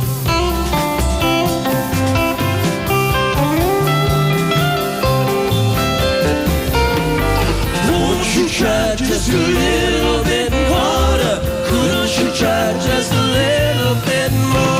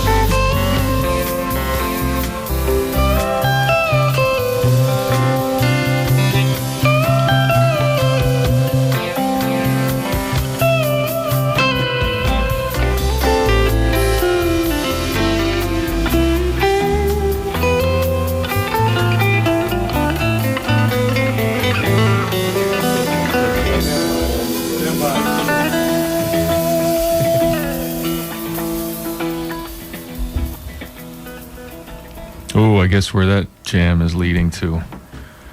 This is WBAI New York, Morning Dew, music of the Grateful Dead and related configurations. We got about another 52 minutes or so to talk about things related to Jerry Garcia with Biographer, Blair Jackson, and music of the Grateful Dead from their box set. That was the wheel from where? New Orleans 9982. A particularly good era of wheels, in my opinion. There's a great one from Stanford a month later, 10-10-82, which also was cut at the end of the tape and therefore could not be considered. Blair's going to be reading and signing his book, by the way, at Barnes & Noble in Park Slope, Brooklyn, 7th Avenue and 6th Street on Monday, the 27th at 7:30 p.m. This will be only my second trip to Brooklyn in my entire life, even though I'm from New York. I went there once to see Peter Brook's Midsummer Night's Dream in like 1973 or something and never went back. Brooklyn, man. All right. A couple of program announcements for those of you Liquid Sound Lounge fans that have hung over into this particular program or not, but are certainly interested in more cool trip-hop vibes and stuff that Jeannie Hopper does every Saturday night from 6 until 9. She's going to be doing a benefit boat cruise for WBAI. It should be pretty amazing. Sunday, October 3rd. You board at 5 p.m. and you depart at 6 p.m. All proceeds are going to help WBAI. There's an after party. She's going to be spinning stuff with wild DJs. And again, it's a benefit for WBAI. It's a good party. And if you want to find out about how you can get tickets and go, 212-631-3617, 212-631-3617. Benefit boat cruise. We're going to be doing our fun drive show, trying to sign up new members and get people to renew their memberships to this particular program since there have been no commercials. That is the only way that we're able to stay on the air. That's going to be happening in October. Stay tuned for more information on that. We'll probably be doing a big 6-hour show on the 9th. And we're going to urge you to be present and there and give us a call. There's something else happening in Harlem at Marcus Garvey Park on the 26th, which is tomorrow noon till 5 p.m. Drums Day, People's Jam. And it's going to be drums for guns, drums for drugs, and drums for life. So I don't think they're going to necessarily be for that, but maybe to raise awareness that there's other things to do. Drums for drugs sounds like an interesting concept. I think it's just worded probably a little confusing. Maybe Mickey will be there. But anyway, bring your drums and percussion and dance and word songs and celebrate creativity over violence. Just for in our case. sake. Right, and just in case, also, in case you folks haven't heard or have been on a different planet or something, there have been some East Coast Phil Lesh and Friends and Bob Dylan Well, I'm not shows. finished with my announcement yet, so don't Am go I on to jumping the next the gun one. here? Anyway, I just wanted to give people some contact information. The Universal Sound Ship Foundation at 1-800-DRUM-USA. That's 1-800-378-6872. Thank you. You got more Grateful Dead coming up, and announcements. Tickets are on sale for Bob Dylan and his band. Bob Dylan and Phil Lesh and Friends have announced some East Coast shows. I know off the top of my head, the Brendan Byrne Arena for Saturday, November 13th, actually went on sale to the general public this morning through our lovely friends Ticketmaster. Actually, the tickets went on sale a few days ago. There's like a little pre-sale for fans through the Bob Dylan, website and I think through the Grateful Dead website, but I'm not sure. But that show's on sale. Other area shows on the Wednesday the 10th, I think they're doing the New Haven Civic Center on Tuesday the 9th. I believe Have they announced who's playing with Phil at any of those shows? I mean, I know they haven't announced it. There's been all kinds of weird, you hear rumors and stuff that a couple of guys from the Zen Tricksters. Yeah. I know Warren Haynes is involved. Yeah, Warren's involved. We're friendly with Warren here up on the show. Warren rocks. Yeah, Warren's a great Phil guitarist. showed up on the stage at Shoreline last week with Fish. Right? Yeah, so did and a Warren, double bass solo, I heard. Right, and Warren came out and played the encore. They did a Viola Lee Blues, I know, at that show also. So anyway, that's something to look forward to if you guys looking for tickets. Good luck. Right, I think the 9th is Philadelphia, the 10th is New Haven. The 13th, there's probably something in between. I know the 13th is Brendan Byrne. Those are the area shows, so you can try to get tickets for those. I'd like to see Phil and Bob duet on Tom Thumbs. I don't know. I don't know if they're going to play together or not. I don't think it's. I would think at some point they would. I don't know, but here's an interesting observation that somebody made to me. The tickets for this go-around for these two bands are about for these venues, somewhere's around between $35 and $40. Most of them are like 32, I think. Right, 32. Which I think is reasonable. It's a reasonable ticket. Now, this summer, Bob Dylan, I guess with his same band, toured with Paul Simon. Right. And those tickets were like $135 to $150. I bought some and then sold them. So what does that say to us all about how much more Paul Simon probably wanted to do the tour than what Phil Lesh and Friends wants to do the tour with Bob Dylan? The whole ticket thing. Is there something to be read into that somewhere? I don't know. Yeah, I don't know. I think it's great they're doing the tour. I was quite surprised when it happened. Yeah, well, I guess I don't know. You were dealing with Phil, during the selection of these box set kind of things. He was in I guess great mood. His health, he's looking well, feeling well, looking and feeling fantastic. Yeah, he's a new man, literally. Part of him is new. Yeah, he's obviously in a great space and enjoying it, and I think I haven't been to each incarnation of Phil and Friends, but I've seen a few of them, and each is so different from the other. It's really been cool. Have you seen did you see the one with Jorma? I did not see the one with Jorma. I saw the Fish one, which I really liked a lot. I saw the most recent ones at the Greek Theater, which were also pretty good. Although I like the second night better with the guys from String Cheese, and yeah, they were really good. It's nice. All right, well, we're going to look forward to more Grateful Dead music this week, and we've been having some wild discussions while the music has been playing, so we're going to maybe put some of the outtakes of this particular program together and rebroadcast some of that a little bit later on. With the correct answer. Okay. So we got time for more phone calls. Let's check it out. You guys must have questions for Blair. Hello? Hi there.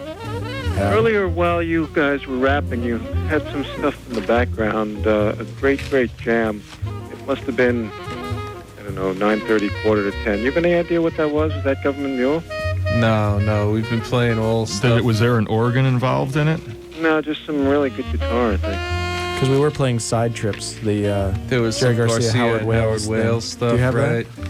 We've been playing. There was some of the stuff I think from the Infrared Roses. Was some of that stuff on there? Right. That's a little more spacey. I don't know what to describe it. Spacey was a good word. Spacey. Yeah, well, Infrared Roses. why don't we run down the list? We got Gray Folded, which is John Oswald's plunderphonic version of Dark Star, which is basically 2 CDs on the Swell Artifact label, which is basically 50 different versions or so of Dark Star all cut up into a different sequence to try and make some new version of that. We've got the Grateful Dead Infrared Roses, which is all of their weird drum and space and technological MIDI-ized was put together by Bob amorphous Braylove. jam, yeah, and that's one of their records. Right now we're listening to Charles Lloyd, his new record on ECM, A Voice in the Night. We had Howard Wales. Charles Lloyd, trivia question. And Jerry Garcia live Lloyd. from What The show? Matrix.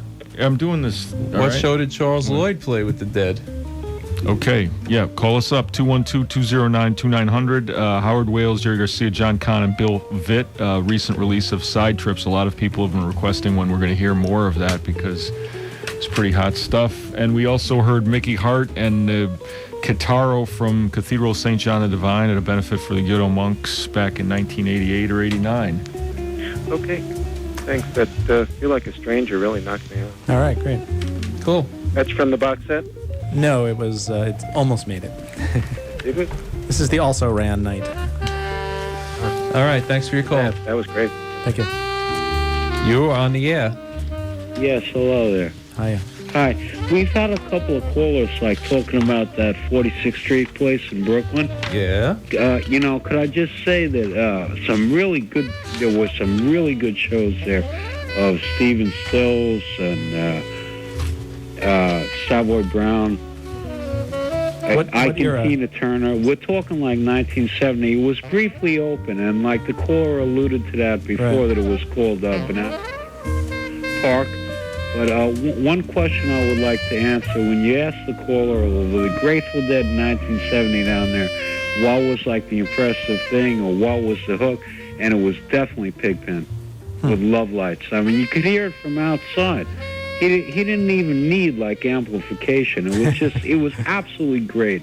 And one other note, like the year after at Princeton and at Yale, which I don't know if any tapes existed at, I mean, were just absolutely unbelievable. Oh, the Princeton shows, 71 is a legendary one. Widely in circulation in excellent quality. It was on my birthday, and I wasn't there. Yale Bowl. All right, right up. Yale Bowl, as Yale far Bowl, as I know, I was at that show. Only circulates, I believe. have a terrible audience tape. Yeah, and an audience tape. I remember, wasn't that the show where the guy, was that where he? It was the Pigpen where he went nuts with the Brooklyn Bridge and. That's the Princeton. Princeton. It was just an unbelievable. It was in the Dillon Gym. I remember hitchhiking down there. All right.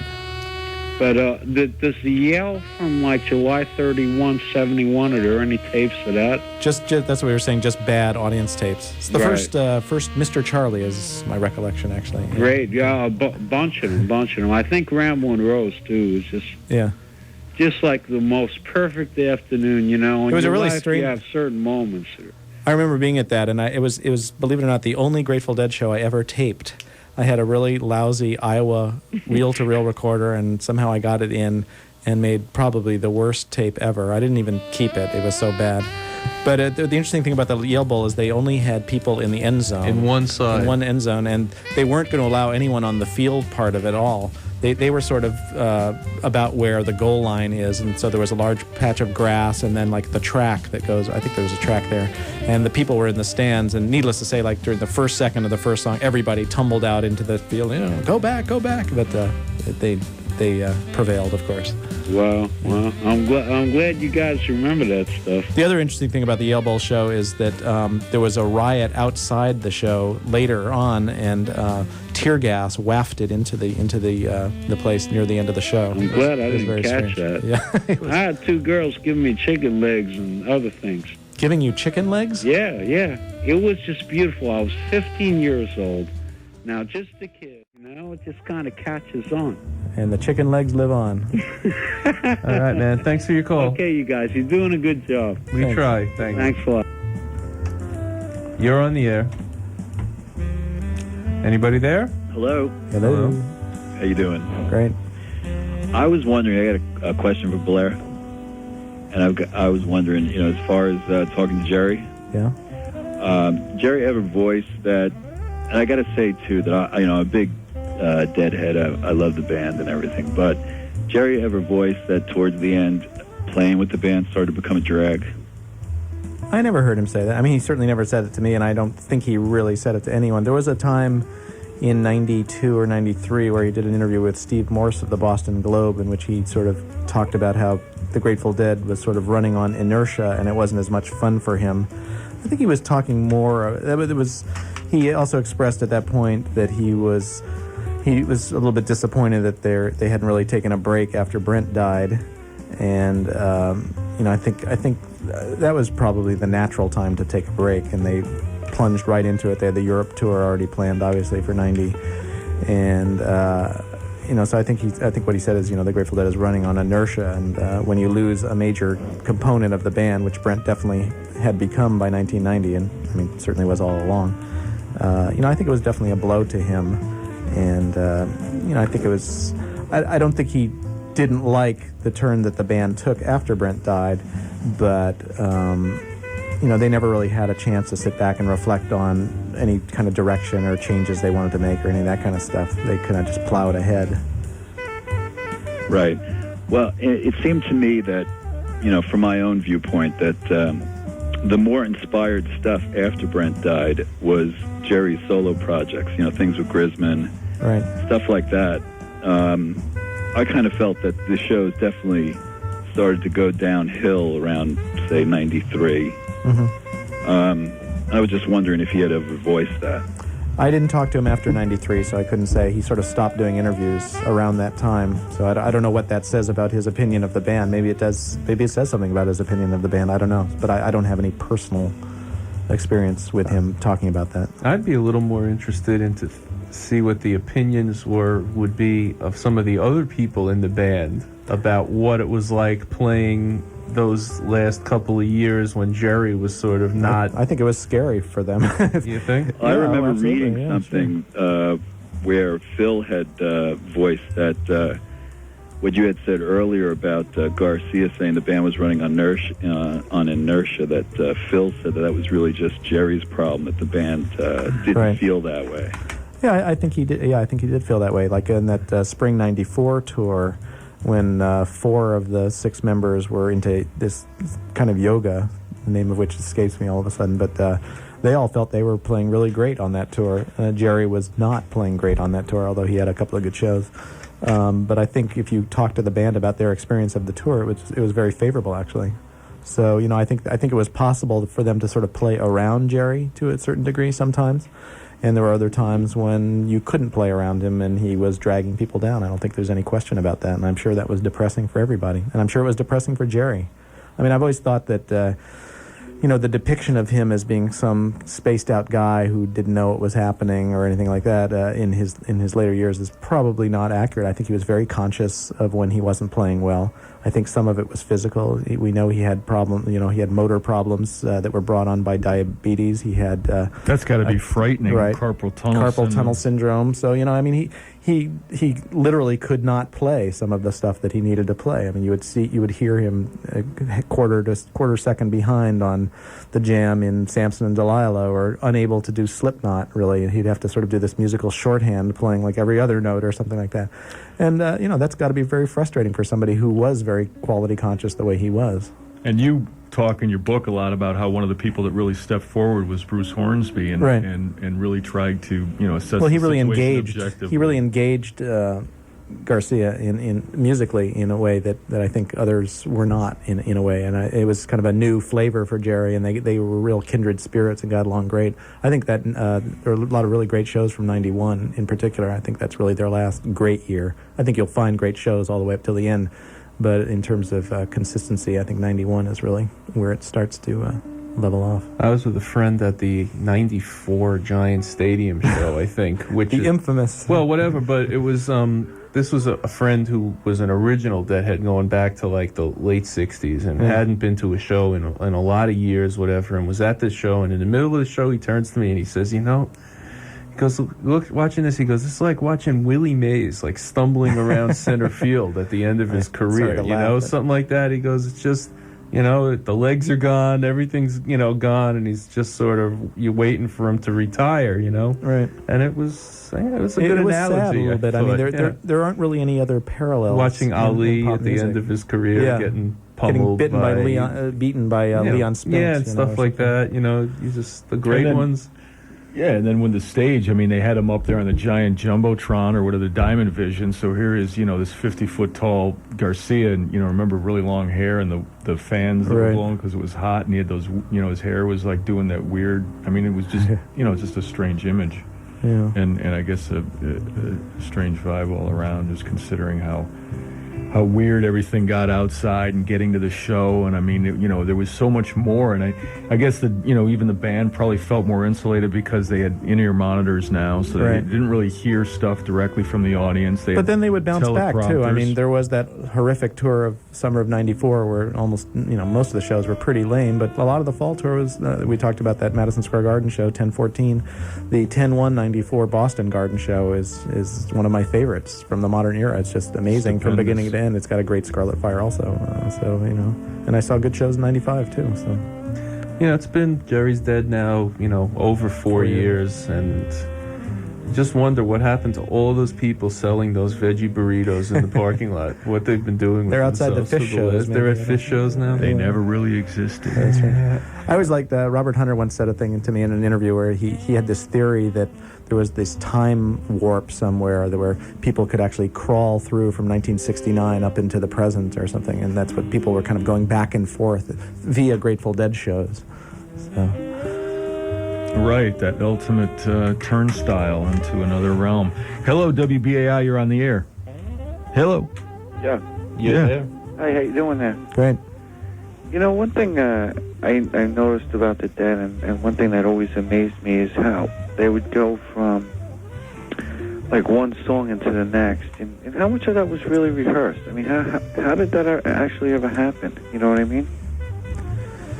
Well, some of it was rehearsed, and most of it probably wasn't rehearsed. I mean, certainly it was born out of rehearsal originally in the mid to late '60s, where they discovered how to link songs together, just from jamming endlessly in practice, I think, and then on stage. And I think in their latter days, later days, some of it was planned out, and certainly you see certain sequences turn up again and again that maybe made sense for key relationship reasons or other things. I mean, Estimated, Prophet, Eyes of the World is certainly something you see over and over again, and obviously Scarlet Fire and the combinations we all grew to love. But I think they occasionally would surprise themselves too by coming up with some combination of songs that they hadn't done before, or probably less and less as the years went on. They also practiced less as the years went on too. I mean, they rehearsed a ton in the late '60s and early '70s, and I think that's really how they got so great.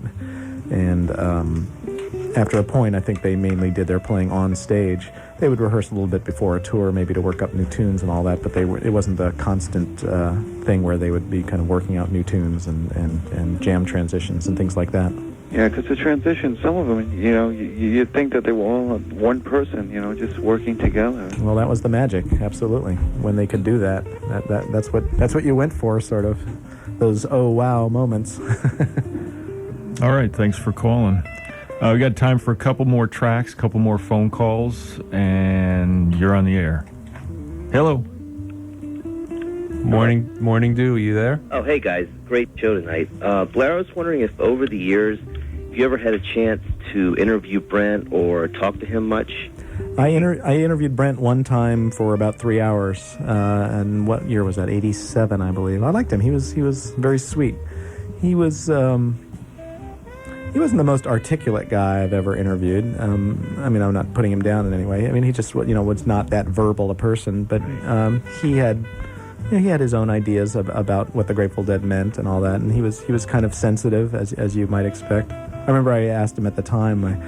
I was kind of nervous about this. I said, well, how do you feel when Jerry leaves during your song? You're playing Don't Need Love, and Jerry walks off the stage. He says, well, I don't take it personally because he walks off during other people's songs, too. And this was a time when I guess Jerry was perhaps a little more substance-controlled than others. But, yeah, he was a sweet guy. And, he was obviously tortured. There's no doubt about that. There's a version, there's a very cool thing on the box set, a demo version of the song Gentlemen Start Your Engines, which he only played twice live, and it's scary. That's a wicked number. It's cool. It sounds really good.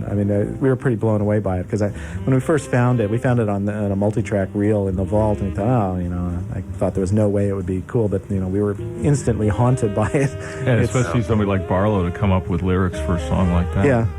Well, Barlow, I think Barlow told me in an interview at that time that he could definitely get into that space, which is essentially, I think Barlow said at the time, it's a song about, getting so drunk you don't care about anything else. And that was certainly a space Brent could occasionally relate to. And it's transmitted pretty well in this song, but the band plays really nicely behind him. It's cool. All right. Thank you. Brent is, I just want to say Brent is pretty well represented on the box. Not only is there that, but there's a real cool version of Hey Pocky Way from Greensboro, 89, I believe. There's 331-89 or something like that. And there's also the first 89 version of Death Don't Have No Mercy, when they brought that back at Shoreline Amphitheater, which Brent sings a verse on. And that's pretty chilling, too. Jerry has an incredible guitar solo on it.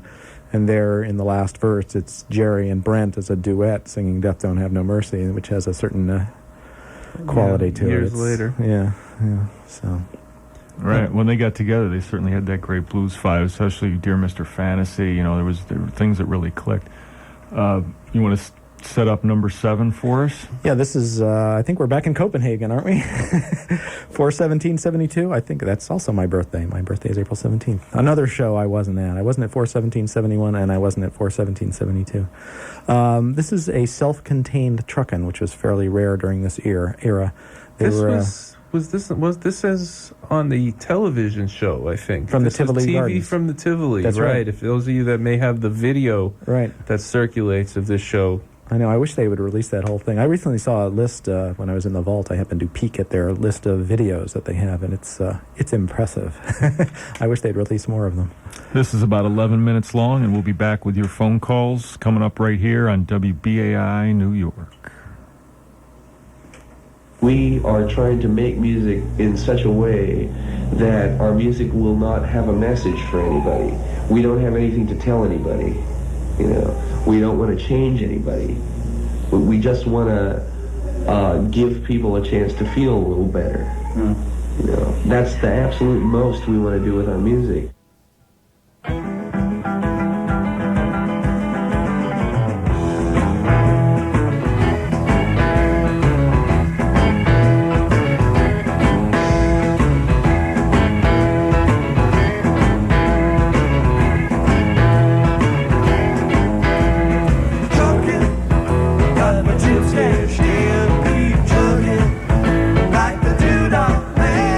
Together for a blessing.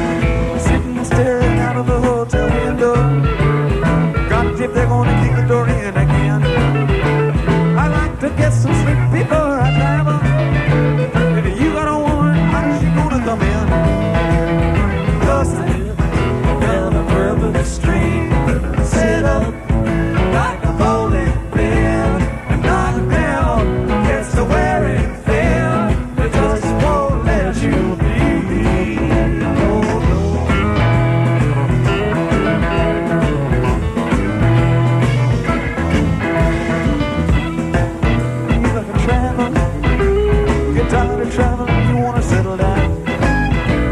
I guess they can't provoke yourself a trying.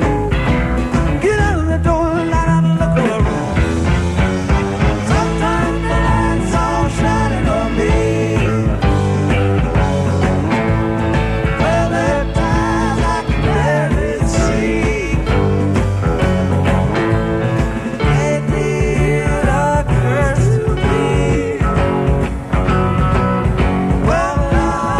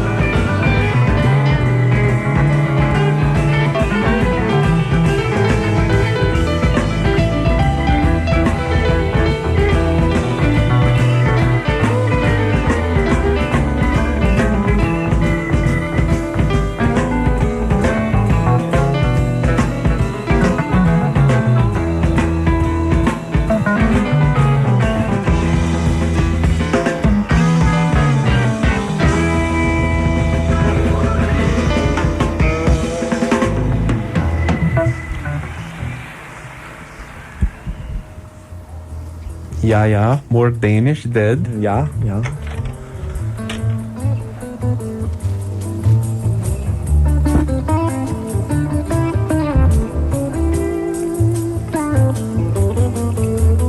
So, by the way, you've had enough time, I think. Oh, God, yeah. I don't know what the second Neil Young track is. Till the Morning Comes. Ooh, Till the Morning Comes. WBAI, you're on the air. Hi, sorry about that. I just wanted to ask Blair if he'd ever considered self-publishing. Self-publishing? What do you mean?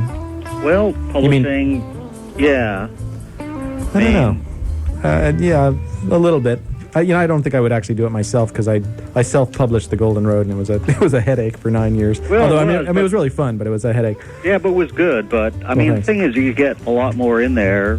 I know. I've toyed with the idea of doing something real specific, like doing every show by the Dead and all the solo bands, like for 1977, like doing a real thorough analysis. 77 would be really good, by the way. Yeah, I know. That's why I thought of it. Is that going to be? And that's obviously not something that Viking would be interested in. Right. But I don't know. Maybe we could get together with the Dead Bass folks or something. I don't think I want to actually do the clerical stuff ever again. But it's a good idea.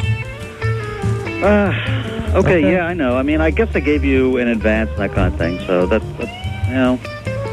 Anyway. All right. Thanks for your call. Okay. Stupid question. Sorry about that. That wasn't my finger. Thought you were done. Sorry about that. Itchy finger. Morning Dew, you're on the air. Any news about Terrapin Station opening up? I heard they're very close to announcing a site. The last I heard is that I heard that they were leaning towards someplace on the San Francisco Wharf, which is already kind of a developed touristy area. I think they want to be someplace where a lot of people might go, and I think it is going to happen pretty sooner than later, but obviously not in time for New Year's '99, as they didn't Phil once come out and say, the Grateful Dead is going to get back together, we're going to play at Terrapin Station, and well, obviously that's not going to happen, but it is happening, and I think they're getting a lot of, I think they're lining up corporate money for better or worse, and plans are going ahead. Great. Thank you. Okay, you got it. You're on the air, Morning Dew. Hi, I had a couple questions about songs, whether they were considered. Brent sang a fantastic I Just Want to Make Love to You in '84, October 8th. I was wondering if that had been considered. No, I guess not. I have no offense to you or your opinion. It never came up, no. How about the Jack Straw at the Carrier Dome in '84, October 20th? I know that version, actually. No, Jack Straw was a song that we felt was pretty well represented on a lot of discs, including from that, well, I guess really not from that era, but there have been a lot of pretty good Jack Straws out there, so we didn't really look too closely at that. Okay. Not that every tune on there is something that hasn't been on a bunch of discs. I mean, obviously something like Eyes of the World has been, but I don't know. Yeah, for whatever reason, we didn't look too closely. Last question then. There's one of my favorite Scarlet Fires is kind of a compact one from Hamilton, Ontario in 1990, October 22nd. The same show where Brent sings all of Hey Jude, or tries to. I think that's the one on the box set. Yeah, that's the one. Oh, brilliant. Yeah, it was interesting because, like I said, we had like many different versions, and I think it was the shortest. It's like 19 and a half minutes, but it's great. How many different versions of Samba in the Rain did you go through? None. Hello, WBAI, you're on the air. Hey, fellas, what's going on? Want to know if you thought about the song Believe It or Not. Yes, there is a version. There that's is great. a studio version of Believe It or Not that's very cool. It's a little faster than the couple of live versions they played of it, but it's very cool. I've got one from Laguna, I think, in '88. Yeah, I love that version. It's just great. Okay, that's all I wanted to know. You guys had a great show tonight. Thanks. How about California Earthquake? We talked about it for 5 minutes. I thought it was too gimmicky, sort of. It's pretty cool, but I don't know. Yeah. Got time for a couple more phone calls. Hey. What's up? I'd just like to tell the audience the book is excellent, and it is really the most superior resource on Jerry and the Dead that's out there. Thanks, Dad. And, I'm not endorsing it for any reason other than the fact that I think those of us that have read most of what's out there, including the Sandy Troy biography, would really appreciate it. Well, thank you. I'd like to ask Blair, in connection with reviewing all the material that he came across, much of which was previously unknown for the CD box. Right.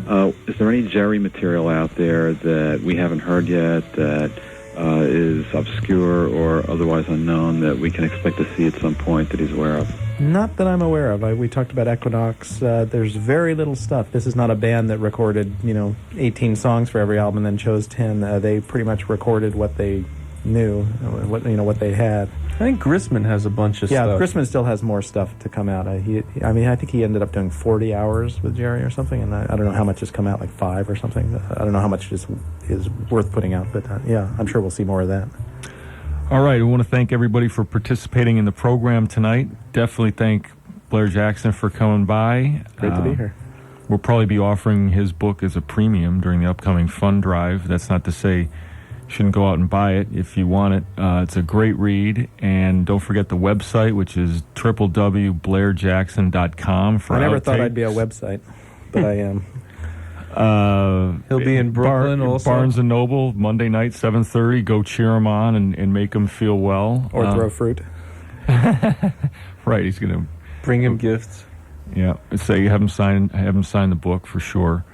And, if you're going to, look back, are there 3 points? I mean, it's going to give you a chance to say 5 things which you could define Jerry Garcia in his life, or what ways that he could remember, like big main ways to just, define his character, or way that you think largely he'll be remembered 100 years. If I couldn't come up with now. a Neil Young answer, how can I possibly come up? I do think he will be remembered 100 years from now. I think he will be remembered as the John Coltrane of rock and roll. I think that's his niche. I think he's not comparable to the Claptons and Hendrixes of the world. I think he's comparable to John Coltrane and some of those cats.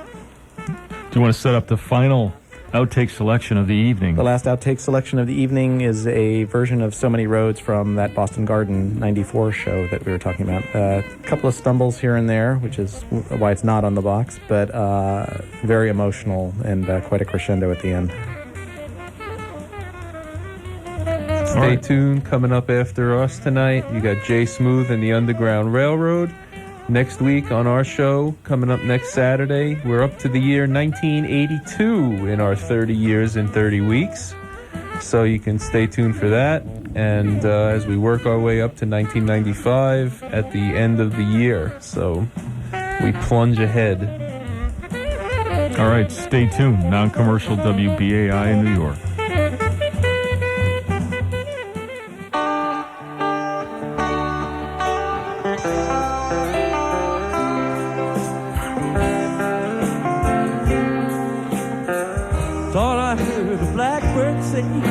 Up on Bluebird Hill, call me a whining boy if you will. Going where the sun don't shine, the rain refuses to fall. Let's see if you hear me when I call. Thought I heard the sea whistle blowing sweet and low. But I heard that Casey where you blow. From where the sun don't shine underneath the cocoa. Why that boy got no place to go. So many roads I tell you, so many roads I know. All I want is one. I know how to road to the low. So many roads I know. So many roads, so many roads.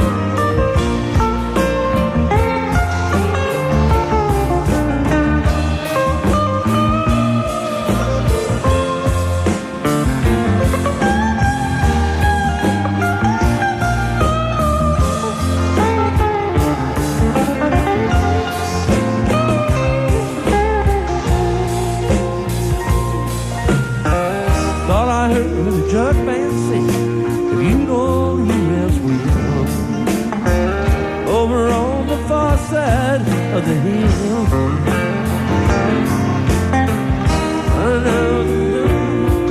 And the rain refused to fall. No one hears when I call.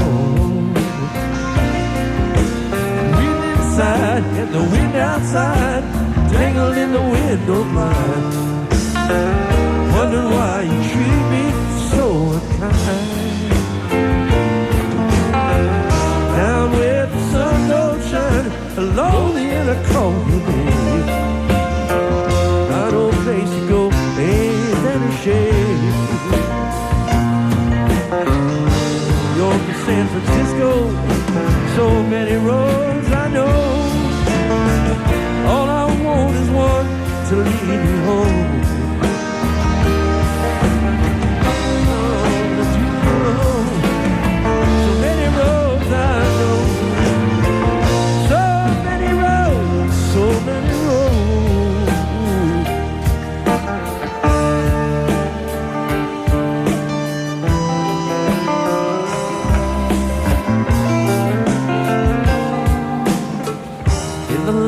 The midnight sun, where the ice blue roses grow.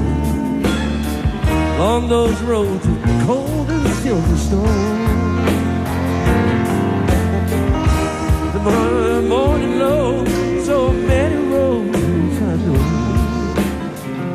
So many roads to heal my soul. So many roads to heal my soul. So many roads to heal my soul. So many roads to heal my soul. So many roads to heal my soul. So many roads to heal my soul. So many roads to heal my soul. So many roads to heal my soul. So many roads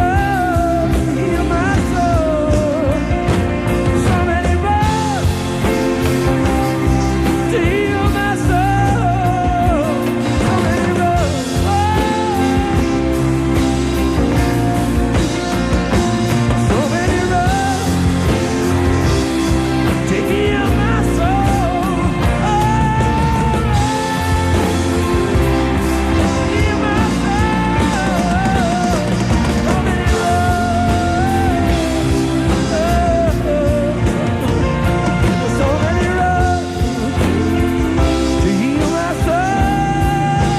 soul.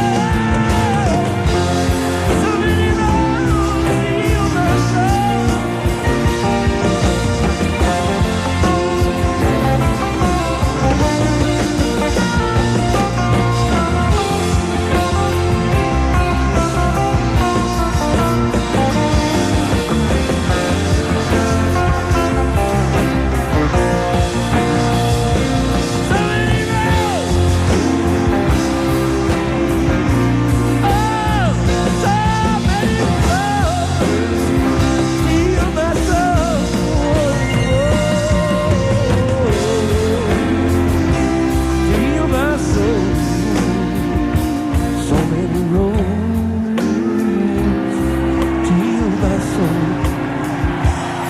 So many roads to heal my soul. So many roads to heal my soul. So many roads to heal my soul.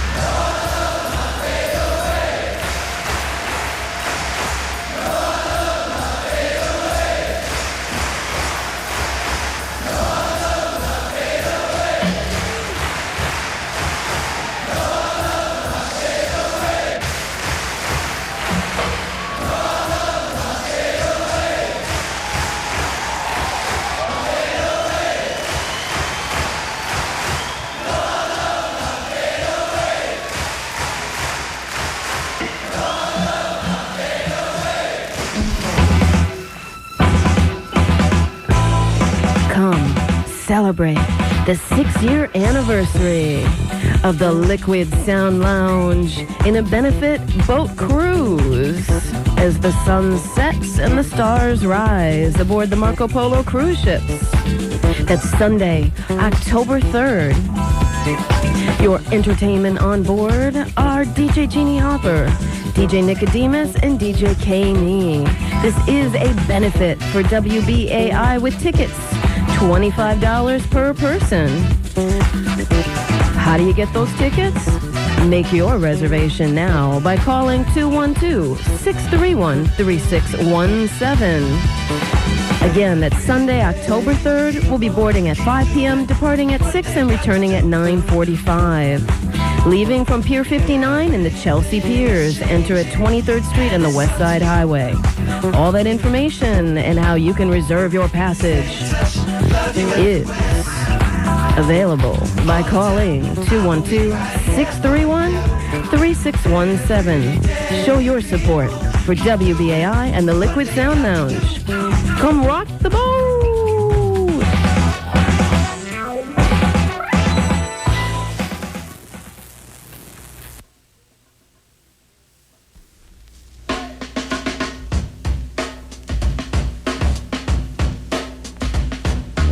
Get out my life, woman. I don't love you no more. I said, get out my life, woman. I don't love you no more. I said, get out my life, woman. I don't love you no more. And another thing, give me my clothes, woman. I'm walking out the door. I said, don't hold my clothes from me, woman. I'm walking out the door. She don't love you no more. If you treat somebody right in the beginning, you wouldn't have this trouble. She don't love you no more. I'm walking out on you, woman. Gonna hold my head up high. I said I'm walking out the door, woman. Gonna hold my head up high. We don't love you no more. Don't stand there crying and asking me the reason why. I've taken a lot of torment and torture from you, woman. No, sir. Not anymore. Said I've taken a lot of torment and torture from you, woman. No, ma'am. Not anymore. I found me a new woman that I love and adore. I said, bye-bye, baby. I have to smile this time. I said, bye-bye, baby. I have to smile this time. My new woman kinda loves me, and she's all mine. Said she cooks breakfast in the morning.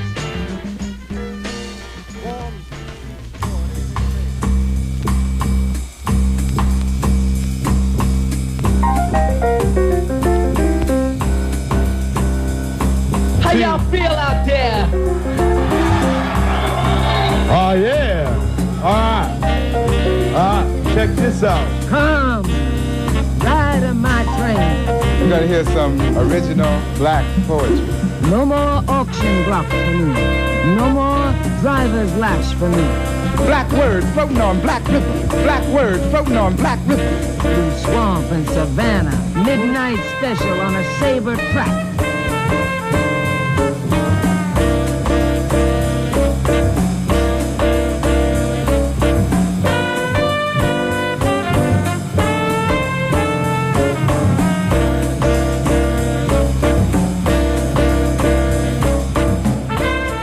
are now on board the Underground Railroad on WBAI 99.5 FM. My name is Jay Smooth. I'm the composer, arranger, and conductor of the Underground Railroad. We come to you every Saturday night from midnight to 2 a.m. with the finest in hip-hop music and culture. Also on board, we have the DJs Monk One and M Ski. Show you right, show you right. What up? You guys are kind of quiet this week. I don't have anything to talk about. What's going on with the Mets, man? Brother, I wish I could tell you, man. I really wish I could. You know how Ricky Henderson said he was decoying when he slowed down going around third base?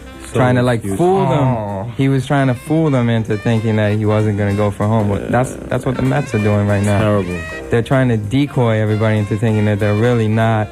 Oh, I get it. Yeah, I get it. The trick is just don't make the postseason this year, so the next year we'll catch everyone off guard, right? Exactly. I get it. All right. Exactly.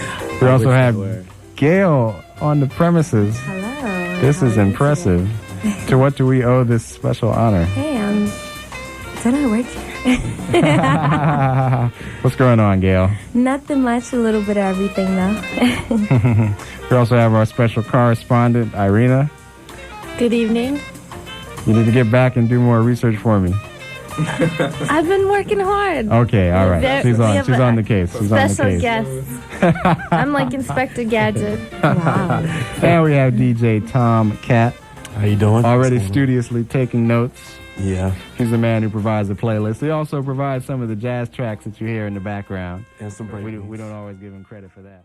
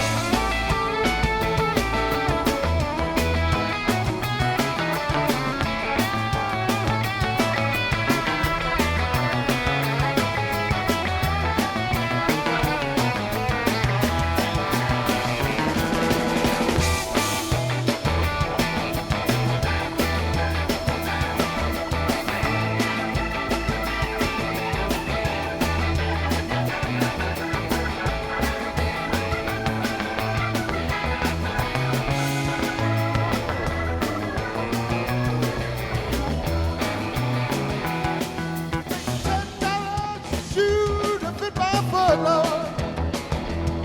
It takes a $10 shoe